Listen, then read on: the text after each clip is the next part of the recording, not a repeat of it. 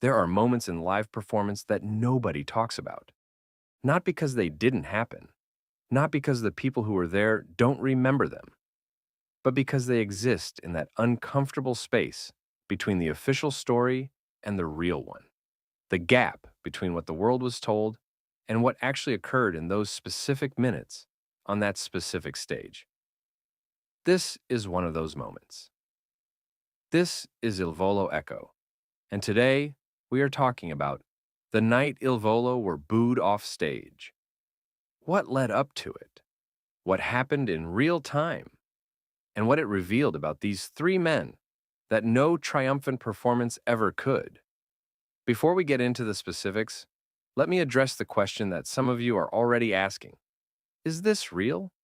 Did this actually happen to Il Volo, a group whose concerts are defined by standing ovations and audiences moved to tears? Yes, it happened. Not in the way that the word booed might make you imagine. Not a full arena turning against them in a single dramatic moment. The reality was more complicated and in many ways more painful than that simple image suggests. Because the worst moments in live performance are rarely the ones that are clean and obvious. They are the ones that are ambiguous, the ones where you are not entirely sure what is happening until it has already happened and there is nothing you can do about it. To understand the night in question, you first have to understand the context in which it occurred. Il Volo, in their early international career, were navigating something that very few performing artists have ever had to navigate. They were simultaneously operating in multiple musical worlds: the classical world, the popular music world, the specific and unusual world of classical crossover, each of which had its own audience expectations, its own performance conventions, and its own unwritten rules about what was and was not acceptable on a stage. Classical music audiences are among the most knowledgeable and the most demanding in the world. They come to performances with deep familiarity with the repertoire. They know what a particular piece should sound like. They have heard the greatest recordings of it. They have their own strong views about interpretation, about tempo, about the specific qualities that distinguish a great performance from a merely good one. And they are not shy about expressing those views. This is the context in which the incident occurred.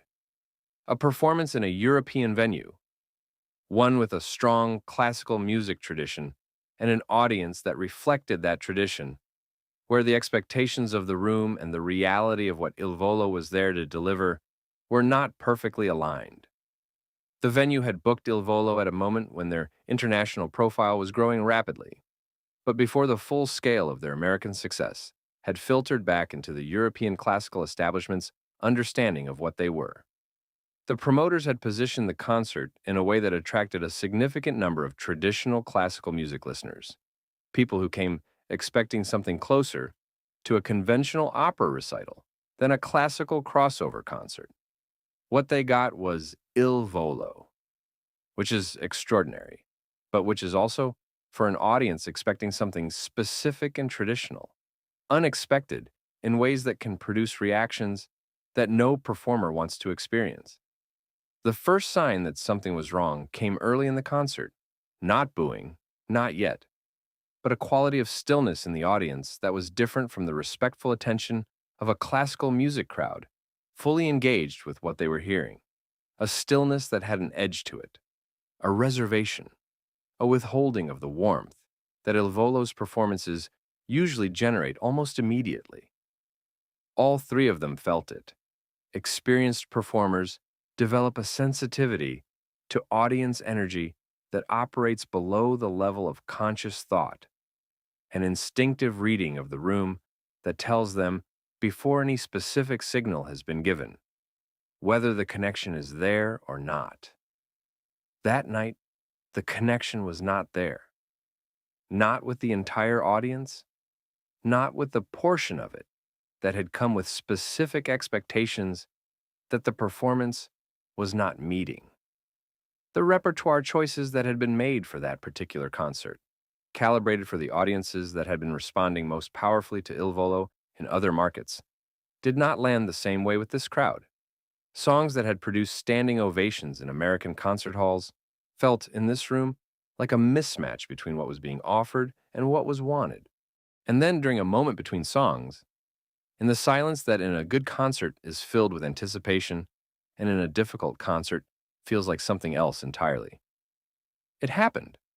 Not loud, not sustained, not the kind of theatrical booing that makes for a clean, dramatic story, but audible, unmistakable, a sound from a section of the audience that communicated, without any possible ambiguity, that what they were hearing was not what they had come for. For a moment, a specific, terrible moment that all three of them have carried with them in different ways, the stage felt like the most exposed place in the world. Think about what that moment requires of a performer. You are standing under lights in front of hundreds of people. The sound system is carrying every breath you take to every corner of the room. The people around you, your partners, your friends, the two people who have stood beside you on stages around the world, are experiencing the same thing you are experiencing. And the response that is required of you, the professional, artistic, human response, is to keep going. Not to address what happened, not to acknowledge the sound from the audience in a way that would make it larger than it was, not to allow the shock and the hurt of the moment to show on your face or affect the quality of what comes next, but to keep going, to find from somewhere inside you the resources to deliver the next song with the same commitment and the same truth as if the preceding moment had not occurred. This is one of the hardest things in live performance, and it is something that cannot be fully appreciated by anyone who has not stood on a stage and faced it. Ignacio moved first, not physically. He did not step forward or make a gesture that the audience would have noticed. But his energy shifted in a way that Gianluca and Piero felt immediately. The warmth that is always present in his stage presence intensified. He turned toward the audience with a deliberateness that said, "We are still here. We are not going anywhere. And we are going to give you something that changes how you feel about being in this room." Piero's response was different and equally characteristic. He went inward. The focus that is always present in his performance became absolute. A total concentration on the music that excluded everything else, including the uncomfortable reality of what had just happened. When Piero is fully inside the music, nothing external can reach him. And in that moment of crisis, his ability to retreat completely into the technical and emotional demands of the performance was the most valuable thing he could have brought to the stage. Gianluca held the emotional center, as he always does. His sensitivity to the human temperature of the situation, his awareness of what his partners were feeling and what the audience, even the hostile portion of it, needed, allowed him to calibrate his own performance in a way that served the moment. Not louder, not more dramatic, but more true, more present, more genuinely connected to the emotional content of the music in a way that gradually, over the course of the songs that followed, began to reach even the people who had been most resistant. Because here is what happened next, and this is the part of the story that matters most. They won the room. Not immediately, not completely. Not the entire audience. There were people in that venue that night who left before the end and who were never going to be reached, regardless of what Il Volo did. But the majority of the people who had come with skepticism or resistance or the wrong expectations, the majority of them were moved over the course of the second half of that concert by what these three men did on that stage. The turning point was a performance, a specific song delivered with a specific quality of commitment that broke through the resistance of the room in a way that surprised even the people who were trying to resist it. There is always a moment in a great live performance where the audience stops evaluating and starts feeling, where the analytical distance that skepticism requires collapses and something more immediate and less voluntary takes its place. That moment happened that night, later than usual, under conditions that most performing artists would have found impossible to overcome, but it happened. By the end of the concert, the standing ovation that Il Volo received was not the polite, automatic standing ovation of an audience going through the motions of appreciation. It was the specific, earned, genuinely felt ovation of people who had come in resistant and were leaving moved, people who had not expected to be reached and had been reached anyway. The people in that audience who had booed, the ones whose response had created that terrible moment early in the concert, most of them stood too. Because what Il Volo delivered in the hours that followed that moment was the most honest possible answer to skepticism. Not an argument, not a defense, but a performance of such complete artistic commitment that the skepticism simply had nowhere left to stand. After the concert, the three of them were together in the way they always are after a difficult night, not processing loudly or dramatically. Just present with each other in the specific way of people who have been through something together and don't need to name it to acknowledge it. Piero said very little. He rarely does after performances. The intensity of his concentration during the show takes time to decompress. But the quality of his silence that night was different from his usual post-performance quiet. It had a weight to it that the others recognized and respected. Ignazio talked, because Ignazio always talks. But what he said, in the privacy of that backstage space, away from cameras and press and the managed public version of events, reflected a clarity about what had happened and what it meant that went deeper than his usual post-show warmth. He understood what the night had tested. He understood what they had demonstrated by coming through it.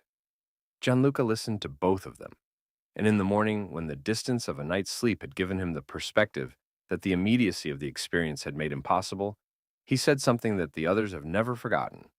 He said that the worst nights teach you things the best nights never can. That the moment when the room turns against you is the moment when you find out what you actually have. What Il Volo found out that night was that what they had was real, tested by the worst possible conditions and still standing, still producing music of genuine quality and emotional truth, still capable of reaching people who had come determined not to be reached. That is not a small thing. That is not something that talent alone produces.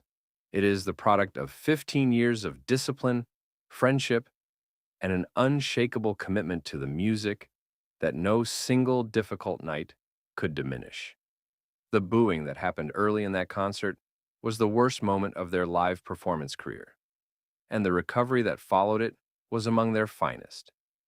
If this is your first time on this channel, welcome to Il Volo Echo. We cover everything Il Volo right here, every single day. Hit subscribe and come back tomorrow because we have something very special coming that you do not want to miss. And tell me in the comments, have you ever witnessed a performer face a hostile audience and come through it? What happened? I want to hear your stories. See you tomorrow.